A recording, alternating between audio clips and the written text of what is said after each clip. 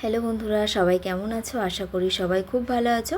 আর নতুন একটা ভিডিওতে তোমাদের সবাইকে জানাই অনেক অনেক স্বাগত। তো দেখো, এখন থেকে আমরা ব্লগটা শুরু করছি। তো সকাল হয়ে গেছে, তো বরের জন্য টিফিন বানাচ্ছি। কফি আছে, তার সাথে আছে ডিম পোচ আর টক দইটা শরবত করে দিয়েছি, তো আগেই খাওয়া হয়ে গেছে। তারপরে রান্না বান্না সব কমপ্লিট হয়ে গেছে, সেটা তোমাদেরকে দেখানো হয়নি। কৃষকে স্নান টান করিয়ে নিয়ে দেখো দুষ্টু দিদির বাড়িতে ঘুরতে নিয়ে এসেছি। আর ও দেখো খুব খেলা করছে, আর ও এখানেই সবসময় আসে। তো দেখো এখানে খেলা করছে, খেলা করার পরে আর দেখো মানু দিদি ওটা পরিয়ে দিয়েছে।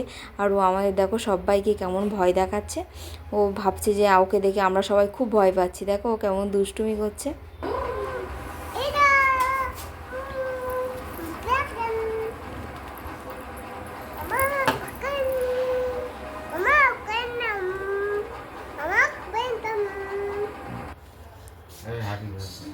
যেটুকু আছে তুই ফুলিবি। Happy birthday.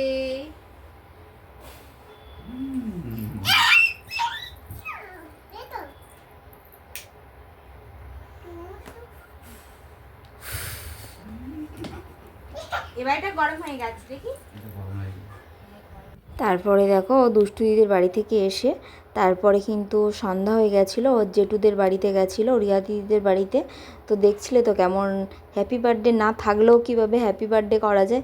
যাই হোক, তারপরে দেখো রাতে রান্না করে নিচ্ছি। এখানে হচ্ছে পাবদা মাছ আলু দিয়ে তরকারি করেছি, আর তার সাথে করেছি ওই পেঁপে দিয়ে মাছের ডিম দিয়ে একটা তরকারি।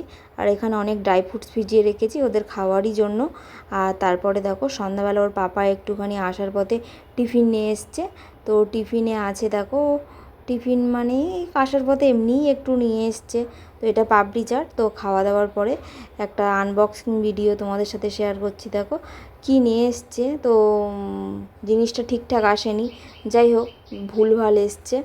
তারপরে দেখো মিমির সাথে একটুখানি খেলা করছিল, মিমি ডাকছিল পাশে থেকে। তো মিমি একটা চুড়িদার নিয়ে এসেছিলো, মিমি চুড়িদারটা আমাকে দেখাচ্ছিল। তো রাত্রেও আমাদের ওই রান্নাবান্না করেছি, দুপুরে রান্নাবান্না দেখানো হয়নি, তো রাতে দেখিয়েছি। আর ওর মিমি চুড়িদারটা ভীষণ ভালো লাগছে। তোমাদের কার কার ভালো লাগলো অবশ্যই কিন্তু কমেন্ট করো। আর সবাইকে জানাই গুড নাইট, টাটা। তোমরা সবাই ভালো থাকবে, সুস্থ থাকবে।